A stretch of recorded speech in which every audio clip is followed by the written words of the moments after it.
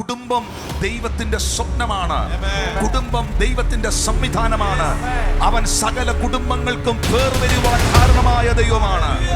ഇന്ന് പൈശാചിക ലോകം ഏറ്റവും കൂടുതൽ ആക്രമിക്കുന്നത്, മാധ്യമങ്ങളിലൂടെ നോക്കുമ്പോൾ, വാർത്തകളിലൂടെ നോക്കുമ്പോൾ, പത്രവാർത്തകളിൽ, ചാനലുകളിൽ, സാമൂഹിക മാധ്യമങ്ങളിലൊക്കെ നാം കാണുമ്പോൾ ഏറ്റവും കൂടുതൽ പൈശാചിക മേഖല ആക്രമിക്കുന്നത്, തകർക്കുന്നത്, തകർക്കാൻ ശ്രമിക്കുന്നത്, ഐക്യത നഷ്ടപ്പെടുത്തുന്നത്, സ്നേഹമില്ലാതാക്കുന്നത്, ബന്ധങ്ങളെ ശിഥിലമാക്കുന്നത് കുടുംബം എന്ന വ്യവസ്ഥയോടല്ലേ?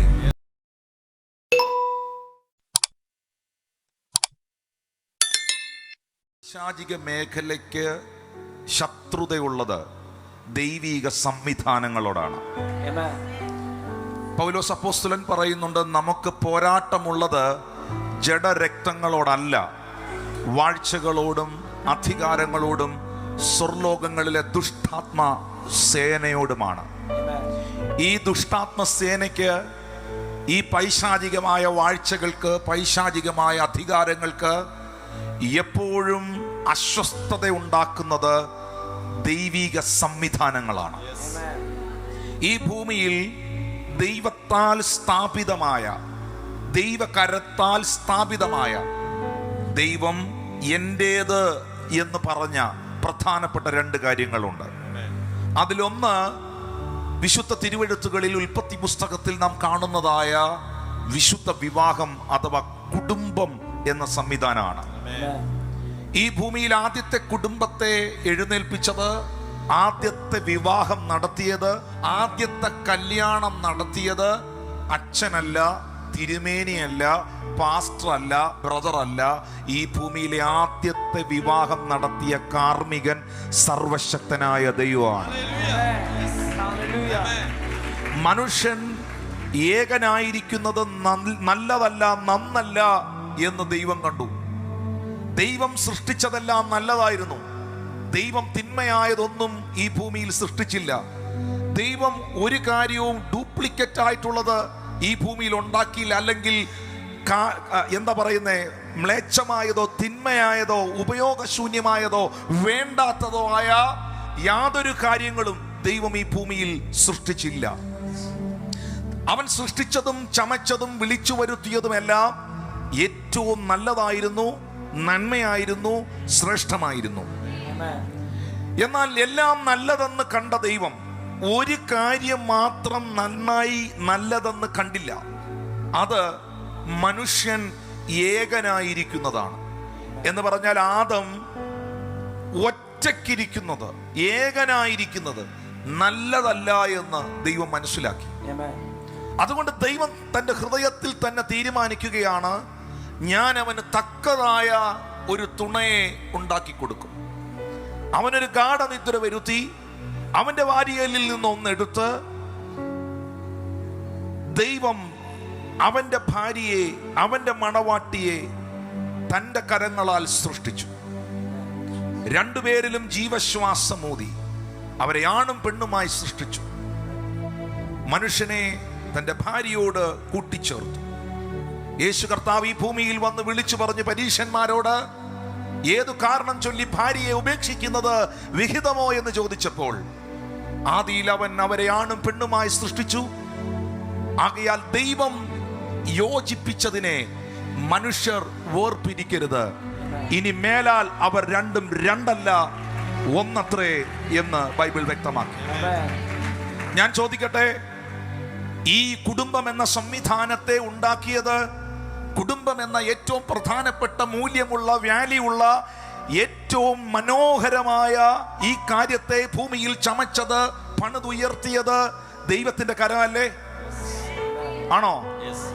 എന്റെ ചോദ്യം, ഇന്ന് പൈശാചിക ലോകം ഏറ്റവും കൂടുതൽ ആക്രമിക്കുന്നത്, മാധ്യമങ്ങളിലൂടെ നോക്കുമ്പോൾ, വാർത്തകളിലൂടെ നോക്കുമ്പോൾ, പത്രവാർത്തകളിൽ, ചാനലുകളിൽ, സാമൂഹിക മാധ്യമങ്ങളിലൊക്കെ നാം കാണുമ്പോൾ ഏറ്റവും കൂടുതൽ പൈശാചിക മേഖല ആക്രമിക്കുന്നത്, തകർക്കുന്നത്, തകർക്കാൻ ശ്രമിക്കുന്നത്, ഐക്യത നഷ്ടപ്പെടുത്തുന്നത്, സ്നേഹമില്ലാതാക്കുന്നത്, ബന്ധങ്ങളെ ശിഥിലമാക്കുന്നത് കുടുംബം എന്ന വ്യവസ്ഥയോടല്ലേ?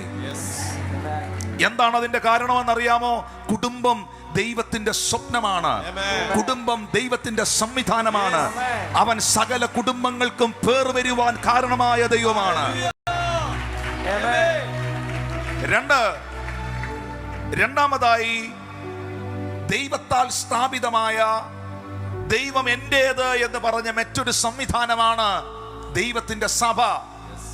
ഫിലിപ്പിന്റെ കൈസരുടെ പ്രദേശത്ത് യേശു നിൽക്കുമ്പോൾ ജനങ്ങൾ മനുഷ്യപുത്രനെ ആരെന്ന് ചോദിക്കുമ്പോൾ ചിലർ ഏലിയാവെന്നും ചിലർ സ്നാപക യോഹന്നാനെന്നും ചിലർ ഇരമ്യാവെന്നും വിളംബരം ചെയ്യുമ്പോൾ, വിളിച്ചു പറയുമ്പോൾ യേശു കർത്താവ് പത്രോസിനെ നോക്കി ചോദിച്ചു, ശിഷ്യന്മാരെ നോക്കി ചോദിച്ചു, നിങ്ങളോ ഞാൻ ആരെന്ന് പറയുന്നു? യേശുവിനെ നോക്കി പത്രോസ് പറയുകയാണ്, അല്ലെങ്കിൽ കർത്താവിനെ നോക്കി കൂട്ടത്തിൽ നിന്ന് പത്രോസ് ഇറങ്ങി വന്ന് പറയുകയാണ്, നീ ജീവനുള്ള ദൈവത്തിന്റെ പുത്രനാകുന്ന ക്രിസ്തുവാകുന്നു. ആ സമയത്ത് ആ ശിഷ്യനെ നോക്കി യേശു പറഞ്ഞു, ബെറയോന ശിമോനെ, നീ അനുഗ്രഹീതനാണ്, നീ ഭാഗ്യവാനാണ്. ജഡരക്തങ്ങളല്ല, സ്വർഗസ്ഥനായ എന്റെ പിതാവത്രേ നിനക്ക് ഇത് വെളിപ്പെടുത്തിയത്. എന്നിട്ട് അവനെ നോക്കി യേശു പറയുകയാണ്, നീ പത്രോസാകുന്നു, ഈ പാറമേൽ ഞാൻ എന്റെ സഭയെ പണിയും, പാതാള ഗോപുരങ്ങൾ അതിനെ ജയിക്കുകയില്ല. സ്വർഗരാജ്യത്തിന്റെ താക്കോൽ ഞാൻ നിനക്ക് തരുന്നു എന്ന് പത്രോസിനോട് പറഞ്ഞ കർത്താവ്, നീ ഭൂമിയിൽ കെട്ടുന്നത് സ്വർഗത്തിൽ കെട്ടപ്പെടും, നീ ഭൂമിയിൽ അഴിക്കുന്നത് സ്വർഗത്തിൽ അഴിയപ്പെടുമെന്ന് ഉറപ്പ് നൽകിയ കർത്താവ്, എന്തും തുറക്കുവാനും എന്തും അഴിക്കുവാനുമുള്ള അധികാരത്തിന്റെ താക്കോൽ ആത്മതലത്തിൽ നിന്ന് അഖിലാണ്ടത്തിന്റെ ഉടയവൻ അവന് കൈമാറ്റം ചെയ്യുമ്പോൾ ഒരു കാര്യം മാത്രം കൈമാറ്റം ചെയ്തില്ല, ഒരു കാര്യം മാത്രം പത്രോസിന്റെ കയ്യിൽ കൊടുത്തില്ല, അത് സഭ എന്ന സംവിധാനമാണ്. യേശു പറഞ്ഞു, പത്രോസേ, അത് നിനക്ക് ഒറ്റയ്ക്ക് ഡീൽ ചെയ്യാൻ പറ്റുന്നതല്ല. കാരണം പാതാള ഗോപുരങ്ങൾക്ക് എതിർപ്പുള്ള പൈശാചിക ലോകത്തിന്റെ ഏറ്റവും ശക്തമേറിയ എതിർപ്പുകൾ വെളിപ്പെട്ടു നിൽക്കുന്ന ഒരു മേഖലയാണ്. അതുകൊണ്ട് നീ കൂടെ നിന്നാൽ മതി, ഞാൻ എന്റെ സഭയെ പണിയും, പാതാള ഗോപുരം അതിനെ ജയിക്കുകയില്ല.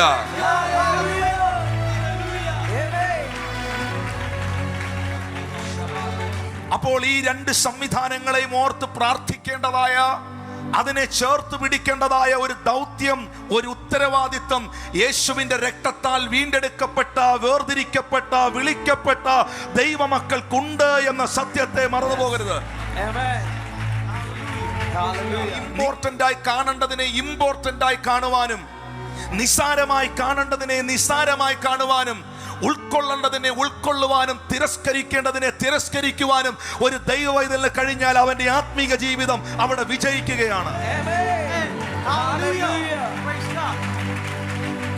അപ്പോസ്തലനായ പൗലോസ് ശ്ലീഹ അപ്പോസ്തല പ്രവർത്തികളിൽ പരാമർശിച്ചിരിക്കുന്ന ഒരു വാക്കുണ്ട്, യേശു തന്റെ സ്വന്തം രക്തത്താൽ സമ്പാദിച്ച ദൈവത്തിന്റെ സഭയും ആട്ടിൻകൂട്ടവും. ഈ ഭൂമിയിൽ ജീവിക്കുന്ന സകല മനുഷ്യർക്കും വഴിയിൽ യാചിക്കുന്ന, ഭിക്ഷാടനം നടത്തുന്ന ഒരു ഭിക്ഷക്കാരന് വരെ അല്പമായ സമ്പാദ്യങ്ങളുണ്ട്. ഇവിടെ ഇരിക്കുന്ന മുഴുവൻ ആളുകളും ഭക്ഷിക്കുന്നത്, വസ്ത്രം ധരിക്കുന്നത്, കുഞ്ഞുങ്ങളെ പഠിപ്പിക്കുന്നത്, ജീവിതം നയിക്കുന്നത് നിങ്ങളെ ദൈവം വിവിധ നിലകളിൽ കരുതുന്ന കാരണം കൊണ്ടാണ്. എന്നാൽ ഇവിടെ ഇരുന്നു കൊണ്ട് യേശു കർത്താവെ 33.5 വർഷക്കാലം ഈ ഭൂമിയിൽ വന്ന് ജനിച്ച് ജീവിച്ച് മരിച്ചടക്കപ്പെട്ട് ഉയർത്തെഴുന്നേറ്റ് സ്വർഗാരോഹണം ചെയ്ത അങ്ങയുടെ ജീവിതം 33.5 കൊല്ലം ഈ ഭൂമിയിൽ ത്യാഗം സഹിച്ച് കഷ്ടത അനുഭവിച്ച് അങ്ങ് നേടിയെടുത്തത് ചങ്കിലെ ചോര കൊണ്ട്, വിലാപ്പുറത്തുനിന്നൊഴുകിയ രക്തം കൊണ്ട് അങ്ങ് സമ്പാദിച്ചത് എന്ത് എന്ന് ചോദിച്ചാൽ വിശുദ്ധ തിരുവെഴുത്തുകൾ തരുന്ന ഉത്തരം അവന്റെ സഭയാണ്, അവന്റെ ജനമാണ്. ദൈവം പ്രാധാന്യത കൊടുക്കുന്നതിന് ഞാൻ പ്രാധാന്യത കൊടുക്കുന്നു.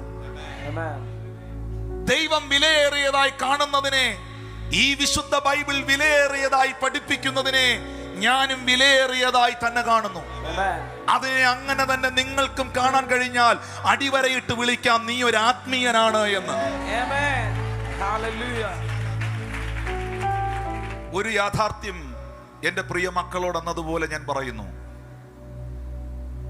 കർത്താവിന് വേണ്ടിയോ കർത്താവിൻ്റെ സഭയ്ക്ക് വേണ്ടിയോ നിങ്ങളൊരു കുഞ്ഞു വിരളെങ്കിലും അനക്കിയിട്ടുണ്ടെങ്കിൽ സഭയുടെ ഉടമസ്ഥൻ ടിനു ജോർജ് അല്ല. സഭയുടെ ഉടമസ്ഥൻ ഈ ഭൂമിയിൽ കാണുന്ന ഒരു വ്യക്തിത്വമല്ല.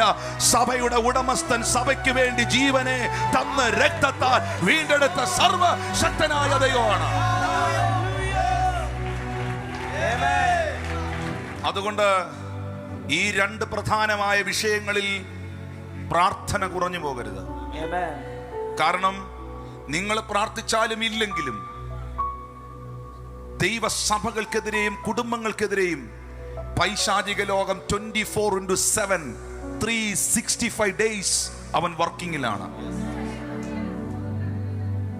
ഒരിമ പോലും അടയാതെ കർത്താവ് നിർത്തിയിരിക്കുന്നത് കൊണ്ടും അവൻ നമ്മളെ നോക്കുന്നത് കൊണ്ടും ഒരു പറ്റം ദൈവജനം ഈ സത്യം മനസ്സിലാക്കി ഇടുവിൽ നിന്ന് പ്രാർത്ഥിക്കുന്നത് കൊണ്ടും ദൈവിക വാഗ്ദത്തങ്ങൾ ഒരു നിക്ഷേപമായി കലവറയിൽ നിലകൊള്ളുന്നത് കൊണ്ടും സ്വർഗം നമ്മളെ നടത്തുകയാണ്. അടുത്തിരിക്കുന്ന ആളോട് കൈ കൊടുത്ത് പറയണം, കൈത്താങ്ങലുകൾ ആവശ്യമാണ്. ഇപ്പുറത്തിരിക്കുന്ന ആളിനോട് പറയണം, ദൈവം തളർത്തുന്നവനല്ല താങ്ങുന്നവനാണ്. ദൈവം തളർത്തുന്നവനല്ല താങ്ങുന്നവനാണ്. അവന്റെ മക്കളുമാര് ഇവിടെ ഇരിപ്പുണ്ടെങ്കിൽ ഒന്ന് കൈ ഉയർത്തി കാണിച്ചേ. ഇനി ഞാൻ നിങ്ങളോട് പറയാം, അതേ സ്വഭാവം നിങ്ങളും കാണിക്കണം. Hallelujah.